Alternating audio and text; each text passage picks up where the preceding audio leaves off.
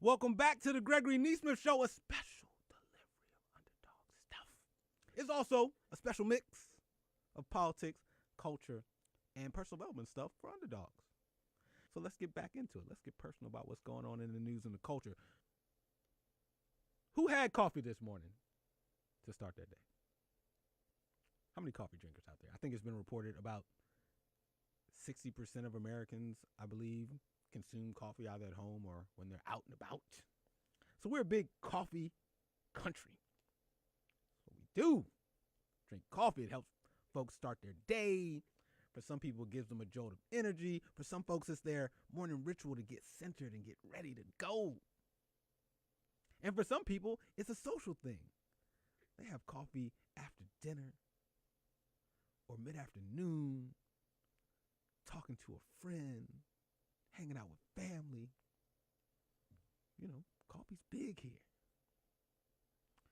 So big, so popular, that people will spend lots of money on coffee. I mean, at least more than $2 on it. $4, $5, $6.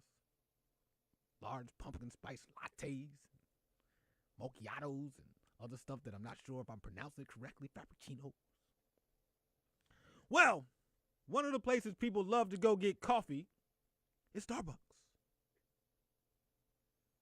And one of the places where two brothers went to go get coffee a few weeks ago, those brothers were Rashon Nelson and Donte Robinson, was Starbucks in the Rittenhouse Square area of Philadelphia.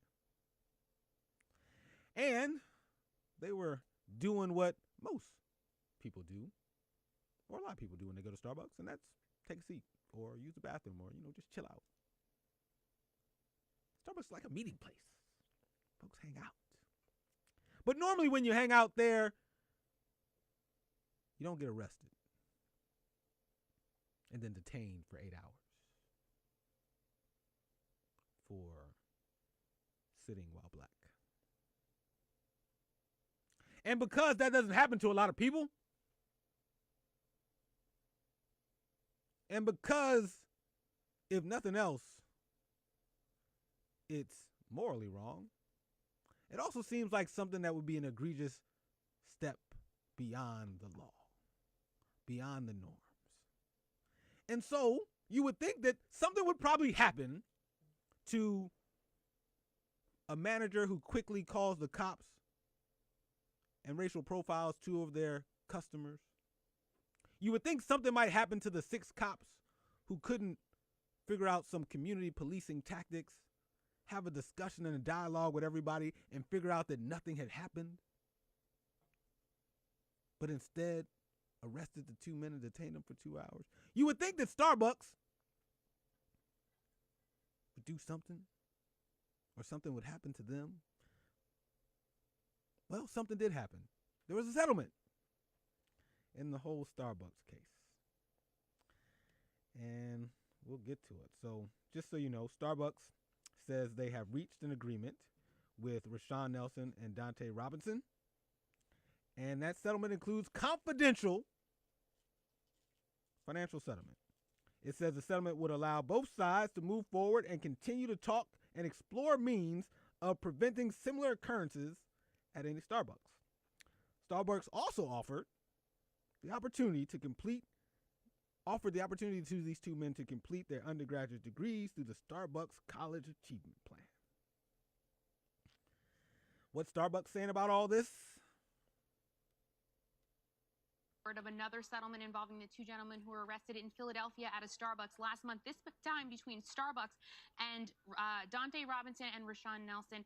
The agreement includes continued listening and dialogue and also a financial settlement. We have a statement from CEO Kevin Johnson of Starbucks. He says, quote, "I want to thank Donte and Rashon for their willingness to reconcile. I welcome the opportunity to begin a relationship with them to share learnings and experiences, and Starbucks will continue to take actions that stem from this incident to repair and reaffirm our values and vision for the kind of company we want to be." That's what Starbucks is saying about all this. And that's what Starbucks is saying. I said today's show there'd be a question we'd answer throughout the show, and it was around forgiveness. Are you ready to forgive Kanye? Are you ready to forgive Starbucks? Are you ready to forgive yourself? We're now on the portion of Are you ready to forgive Starbucks? Seems like Rashon and Donte are. Now, with the Starbucks settlement, I know that the financial aspects of it cannot be disclosed. Is there anything else about your agreement with Starbucks that you can share with us? Well, the most important thing is the foundation, the fact that we have a seat at the table, to work on, reforms that be included in racial bias training, leading forward, and hopefully other companies take what's Starbucks putting into perspective and it'll follow. We want to come in and have our voices heard with General Holder, and hopefully other corporations will follow suit that Starbucks is doing.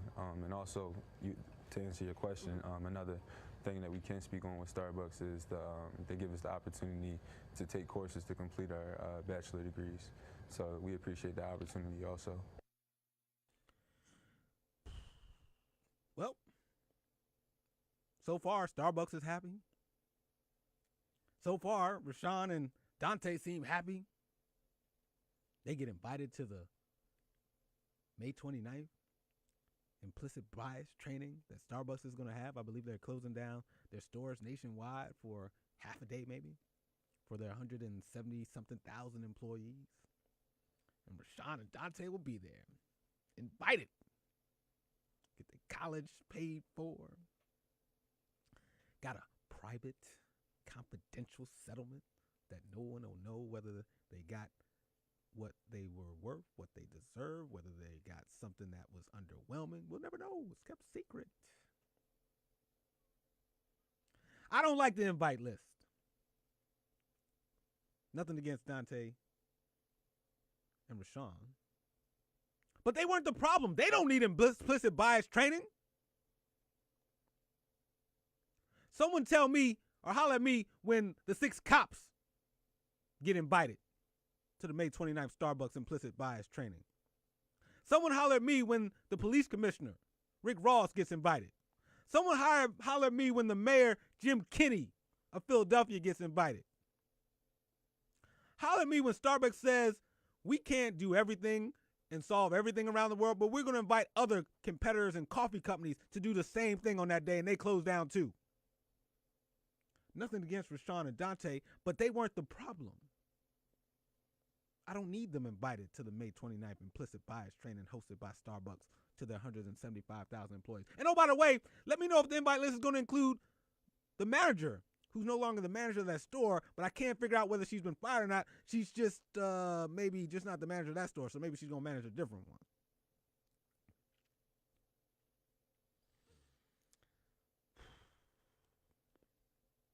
But maybe it's just me. Maybe at least the Starbucks deal sounds good to you. It was rushed, kept in secret.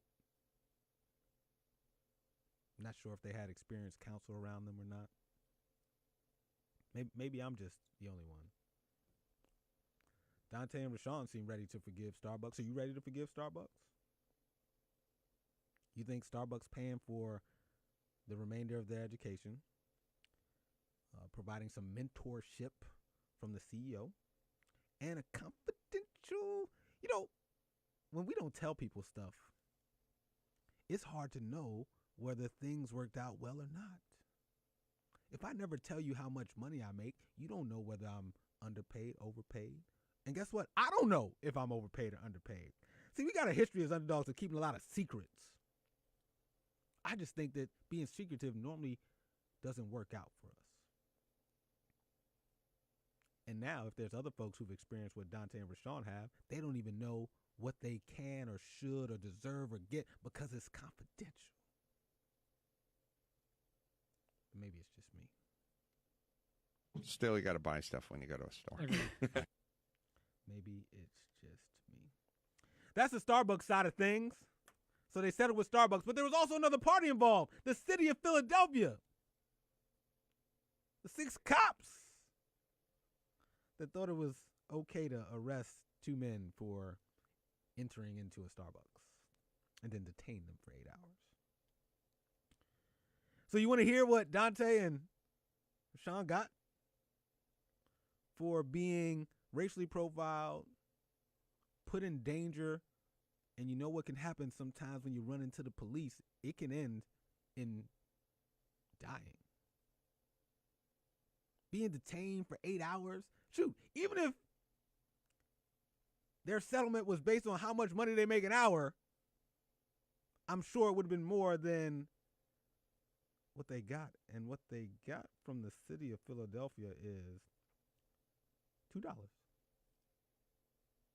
$1 each.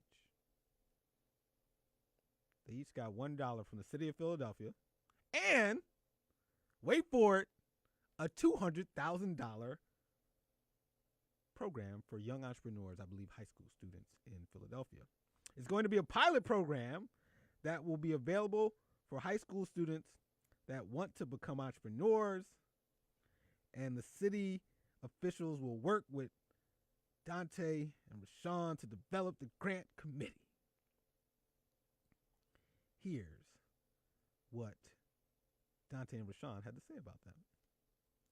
Gentlemen, thank you very much. It's good to see all of you once again. When you were last here, you both said you wanted to make a difference. Are you pleased with how things are working out so far at Donte? Yes, we are.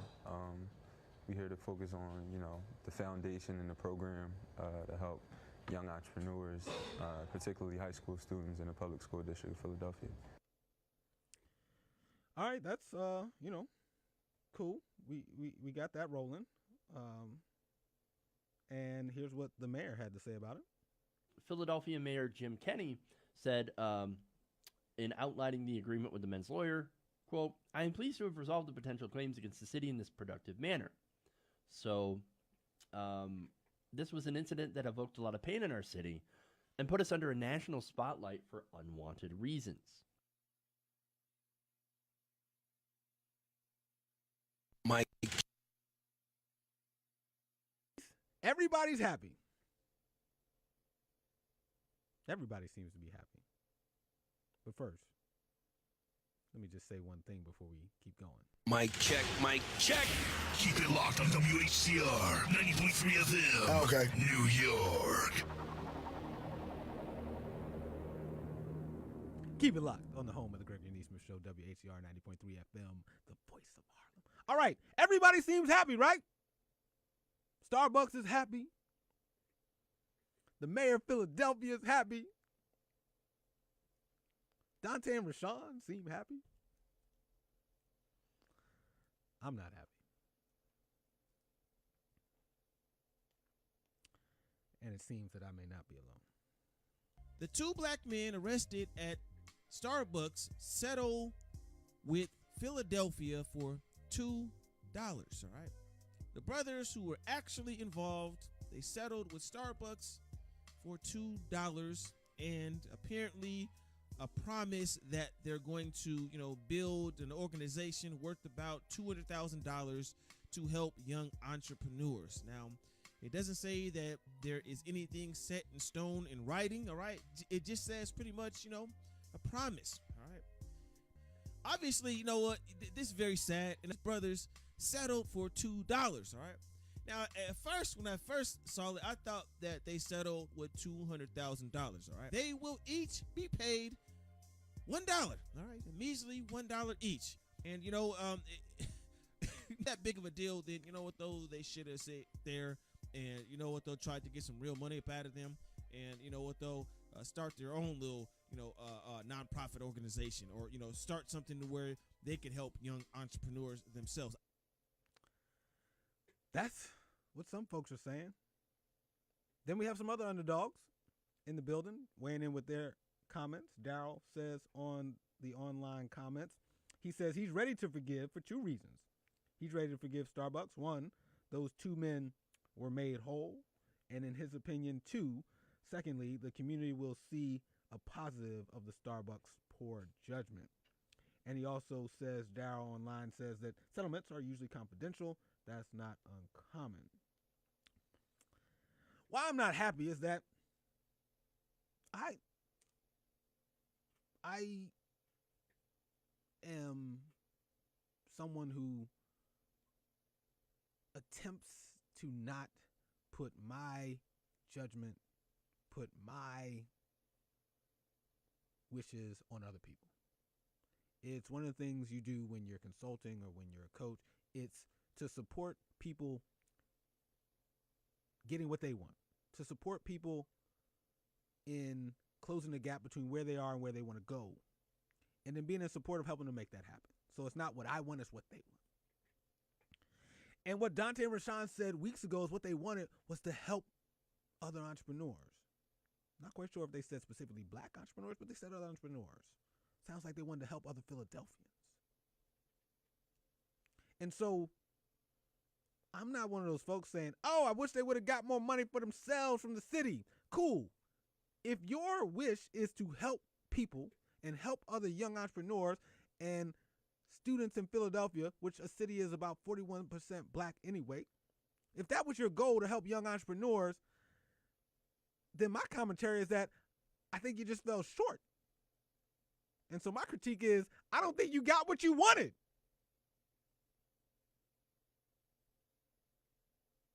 It's been reported that the city of Philadelphia has an education operating budget of about $3 billion. $3 billion for the 200,000 or so students in the city of Philadelphia public schools. $200,000. If pull out a calculator, Underdogs, put $200,000 and then divide it by $3 billion. And let me know if you can figure out what percentage that is. It's a small percentage. So my thing is, if you wanted to do something for youth and entrepreneurs in the city of Philadelphia, you have more leverage than that. Historically, settlements for this type of stuff, I'm sure more than $2 or $200,000 and $2. At least get the average of what the settlements have been in the past, which I'm sure is more than what they got. And then if you don't want any money, I'm cool with that. But you could have got more for those young entrepreneurs. Again, $3 billion operating budget for education in the city of Philadelphia. And they got a program that is my understanding that only lasts a year. It's a pilot. We don't even know if it's going to be around 2 years from now. And I heard a lot of stuff about saying this is a symbolic gesture. $2 symbolic, $200,000 symbolic. Symbolic of how we can reach peace. Again, I'm going to tie it back to the Kanye comment about slavery being a choice. Again, our eye is on what the oppressed has done as opposed to those who've been oppressing. And so we now have a society that wants to celebrate these two young men for being symbolic gestures of only $2 and getting programs that help the youth. Well, you know what would have been symbolic to me?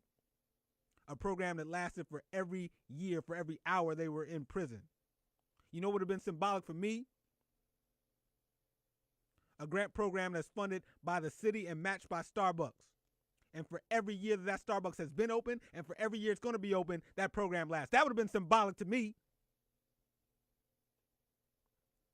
I'm tired of symbolism having to be at the expense of those who have been the ones being taken advantage of or hurt. Also, as a side note,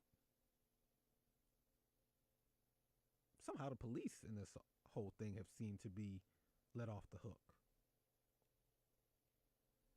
Starbucks had a settlement, which we'll never know what it was, but, you know, supposedly they had to do something.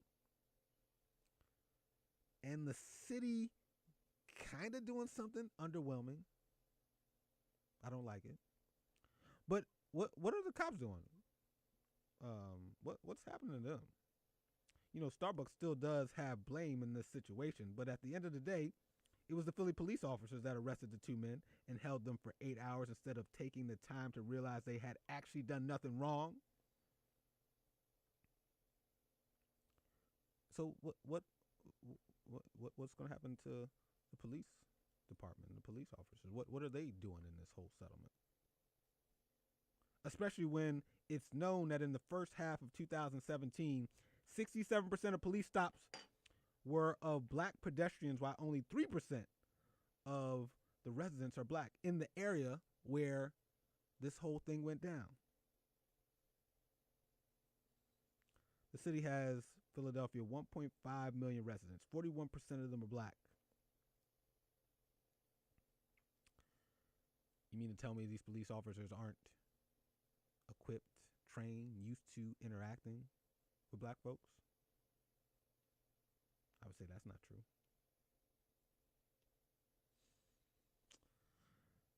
You know, instead of just blaming Starbucks for the situation, which they get blamed, don't get me wrong, I don't want to take that manager off the hook.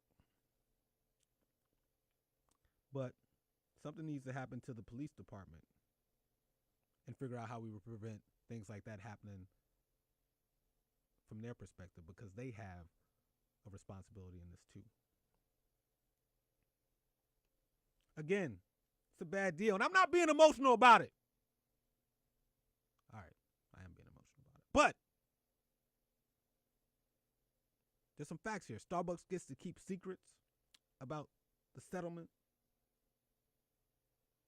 Nothing's happening when it's related to policing and what they're going to be held accountable for. And the city has a $3 billion education budget, and they only got $200,000 that we don't even know if it gets to be re-upped. Underdogs out there, if you ever sit in a situation where you need to negotiate something, settle something, figure something out, don't be rushed. If you're inexperienced in being in these situations, get some experience around you. Make sure your team is known, that you surround yourself with, that has the same values that you have. And don't be so secretive about things. You'd be surprised what sharing information with others will help you be more informed to make better decisions. And I'm also probably emotional about this too, because I know I've made some bad choices, some bad negotiations over the years because I've been rushed or inexperienced or kept things secretive. It doesn't work. Hey, this is frustrating. I just, stuff keeps happening to us. There's an opportunity of leverage, an opportunity to forgive, yes. But that doesn't mean we forgive without there being consequences for folks. And maybe it's just me, but everybody seems happy, but I'm not happy. Donte and Rashon are happy. Starbucks is happy. The mayor of Philadelphia is happy. The police commissioner is happy. Everybody's happy. Daryl says to me, Greg, what the police did, while not the best judgment, was not illegal. Technically, the police were in the scope of their job by conducting the arrest. Thankfully, the DA, Larry Krasner, did his job by not filing charges. The system worked from the perspective that they are not going away for a long time. That being said, the city recognizes that the gentleman went through an embarrassing situation. They are also choosing not to enrich themselves. If they are happy with the settlement, then it's a settled issue. I think it's time for us to hold the city accountable to make sure the program is a success. And I hear you, Daryl. And Daryl is also someone who's from the city of Philadelphia, just like I am. We grew up together. And like I said, one of the things I'm about is supporting people in getting what they want. And Donte and Rashon said that they didn't want something for themselves. They wanted something for other people.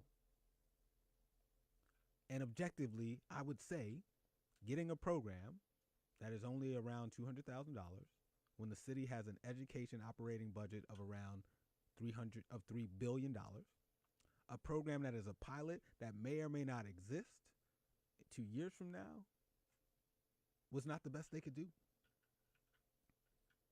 And so, yeah, it's not settled for me because I think that there was an opportunity for them to truly get more of what they wanted, which was to help young entrepreneurs in Philadelphia.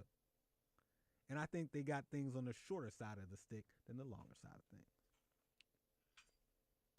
Darryl also says that the manager was fired. That is good news if that is true. Like I said, today's topic also includes forgiveness, and it's okay to forgive people. I think it's good for us, right? There's peace of mind that comes with forgiveness. You can also live longer if you learn the practice of forgiveness, and we'll talk about some of the reasons why forgiveness is good for us in terms of our physical and mental health. But forgiveness doesn't mean it doesn't come with consequences for those who need to be forgiven. Thank you for going along on the ride on the Gregory Neesmith Show.